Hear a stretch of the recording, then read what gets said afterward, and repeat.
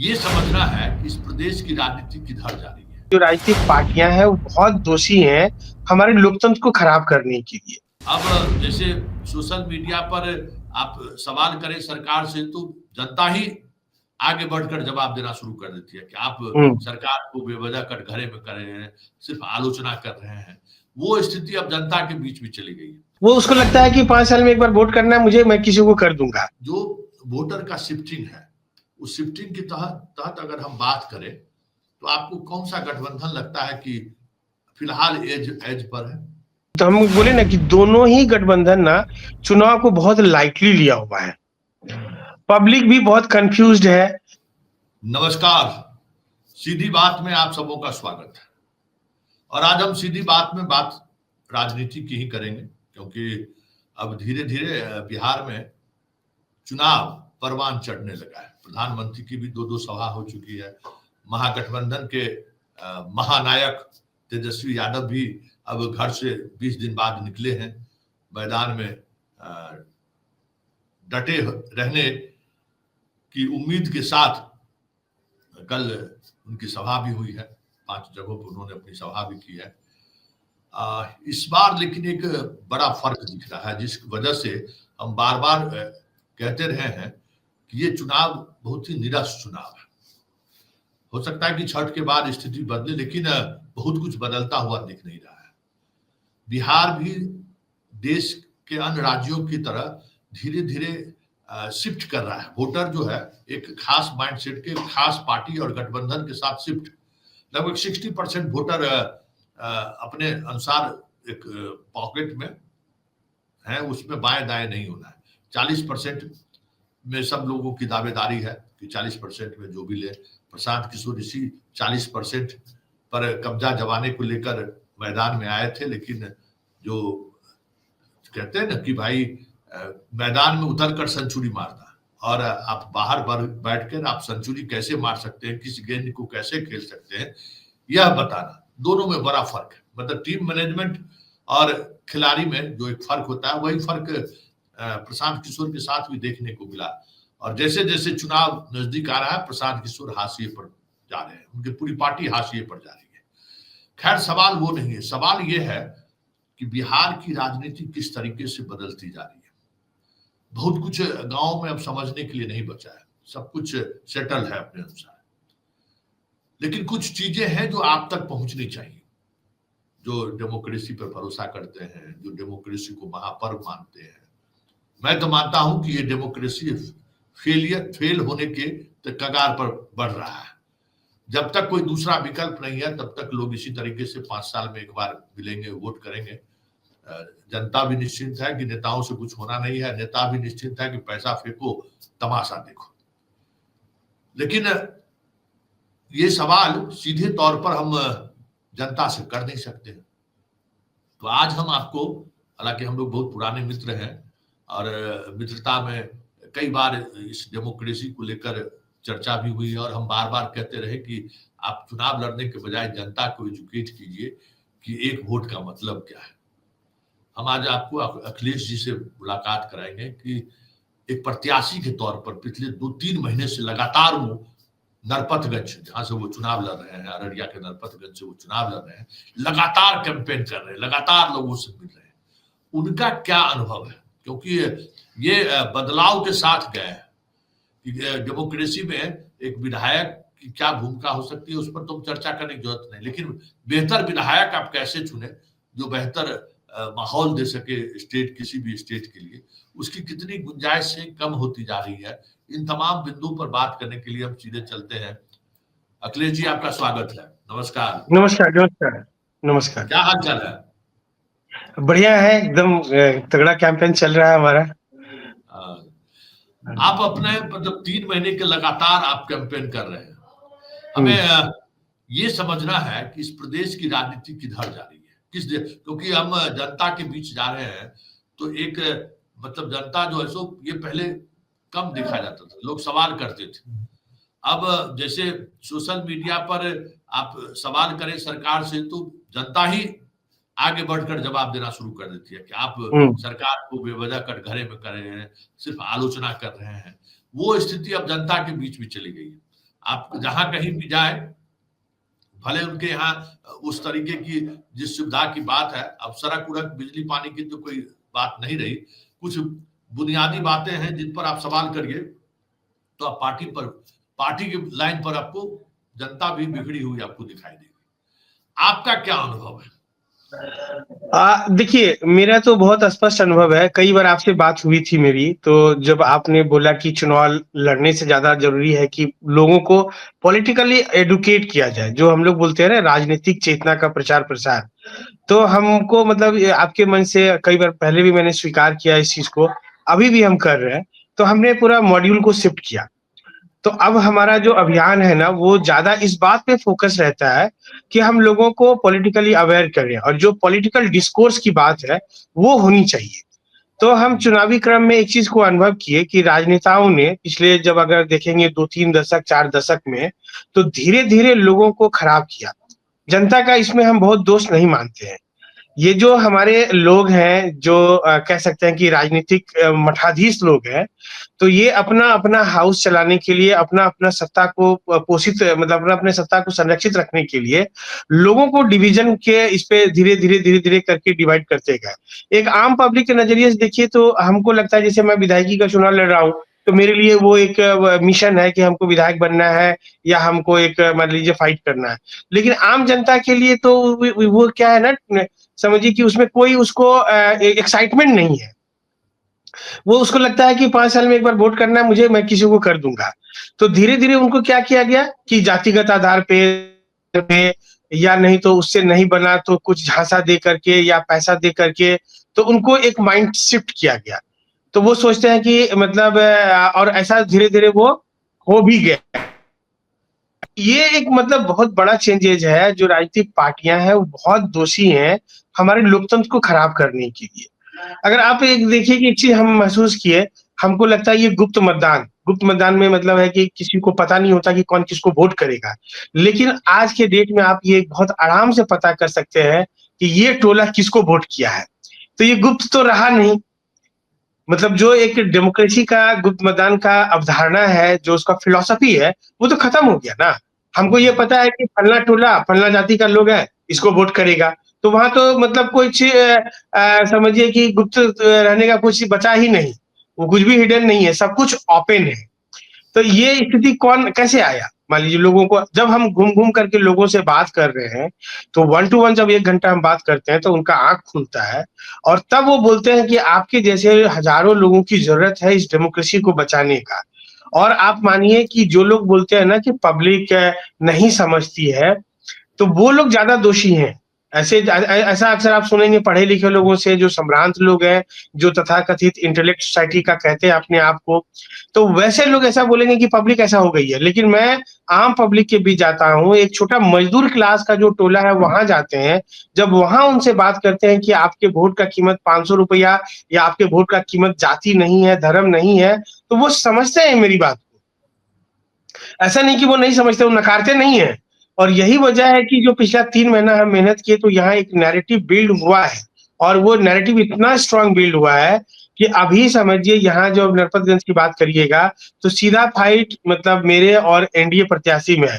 और मतलब महागठबंधन का प्रत्याशी आउट है, बाकी जो एक बागी उम्मीदवार हैं महागठबंधन के, वो एकदम आउट है।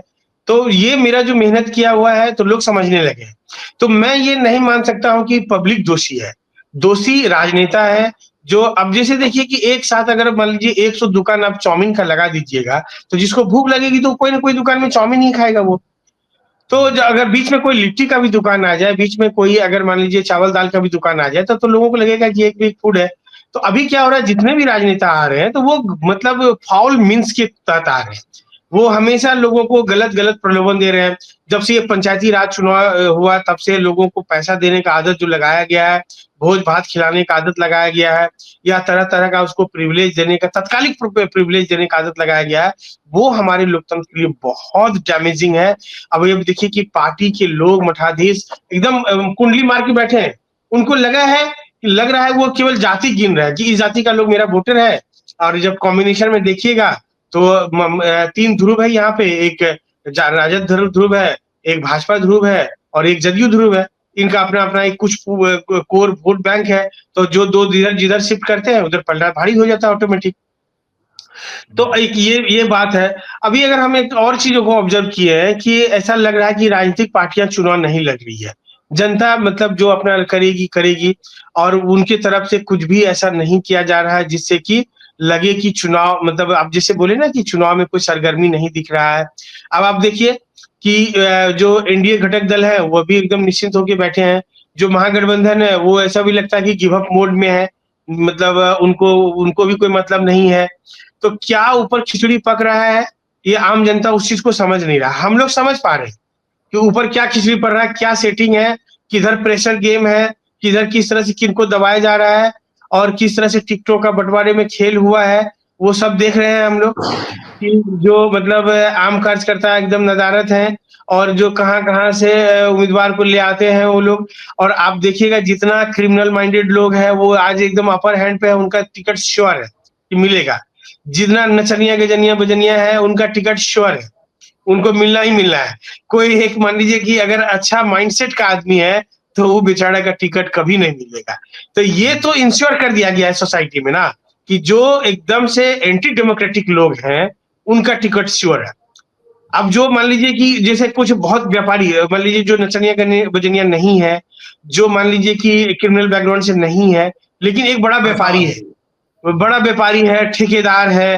तो ऐसे मतलब सोचिए कि किस क्लास के लोगों को टिकट दिया जा रहा है, चाहे वो भाजपा हो, चाहे वो राजद हो, चाहे वो कांग्रेस हो, चाहे वो जदयू हो। तो अब आप देख लीजिए कि हर पार्टी में अभी आप देखिएगा कि कांग्रेस में मतलब किस तरह से मतलब जो प्रभारी थे अल्लाह बरू उनके अगेंस्ट में आवाज उठी, राजद में हुआ, भाजपा में हुआ। आप देख रहे हैं कि हर जगह ये चीज चल रहा है, कि ऐसा नहीं कि किसी एक पार्टी में चल रहा है। अब जदयू में आप देखिए, देखेंगे।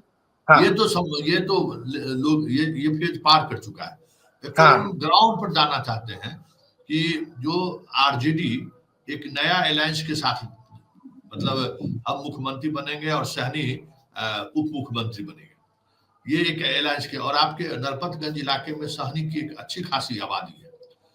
सहनी का माइंड, क्योंकि हम देखिए सहनी को बार बार हम कहते हैं कि पिछड़ों की जब आपसी क्लैश हुआ तो आरजेडी को सबसे पहले छोड़कर जाने वाला अगर कोई पिछड़ा वर्ग था तो वो सहनी था।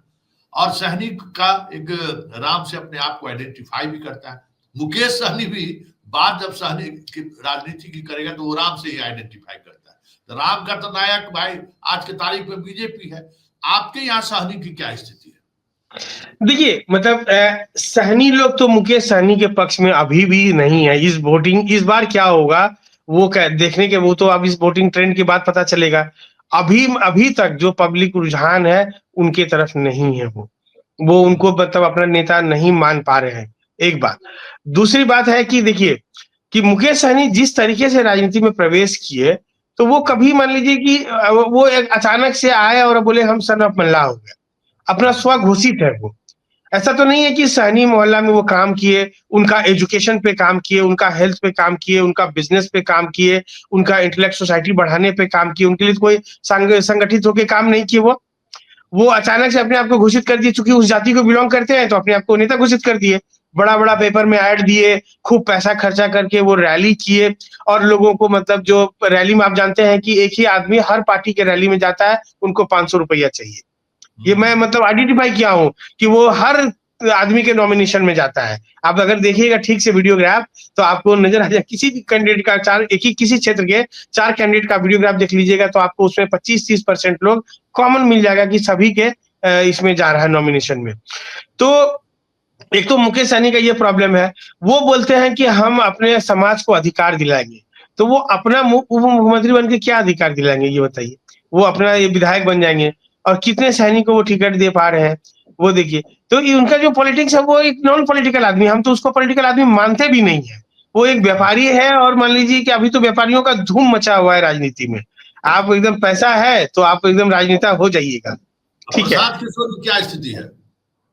इनका तो कोई नाम ही नहीं है इधर, पहले भी इस एरिया में कोई नाम नहीं था, अब तो एकदम जीरो हो गया है, समझ गए।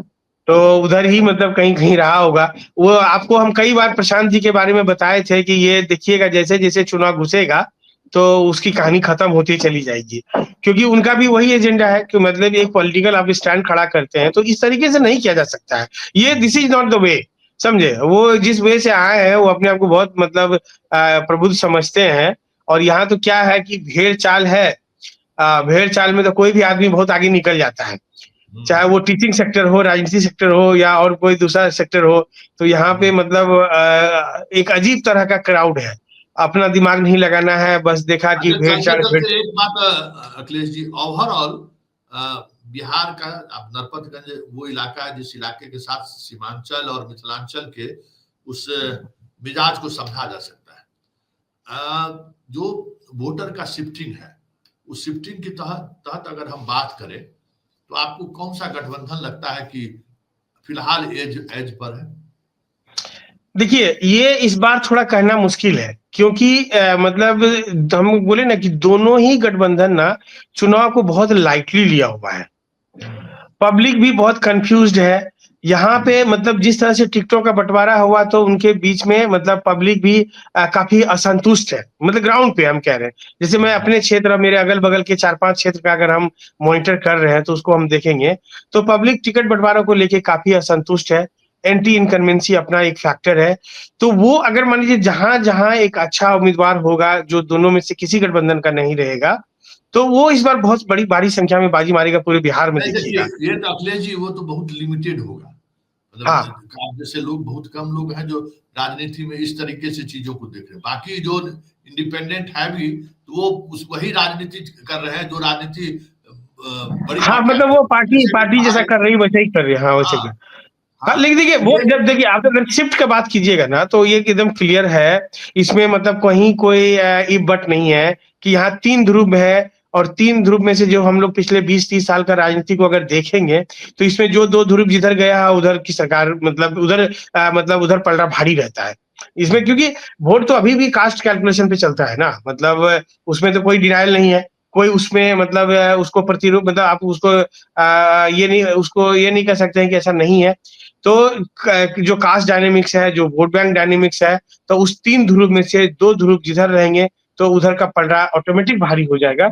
इसमें मतलब कोई रॉकेट साइंस नहीं है। और कोई रॉकेट साइंस नहीं है। और इसमें मतलब समझिए कि कोई एनालिसिस का जरूरत नहीं है, जो मीडिया वाले बहुत एनालिसिस करते हैं, उसका कोई जरूरत नहीं है। अब है कि मान लीजिए अब इसको ब्रेक कब होता है, जैसे अगर मान लीजिए महागठबंधन बहुत एग्रेशन से चुनाव लड़ता है, अगर मान लीजिए राहुल गांधी लगातार पूरे 1 महीना यहाँ कैंप करते, तो चीजें मतलब एक लगता है कि ये बदलाव संभव है।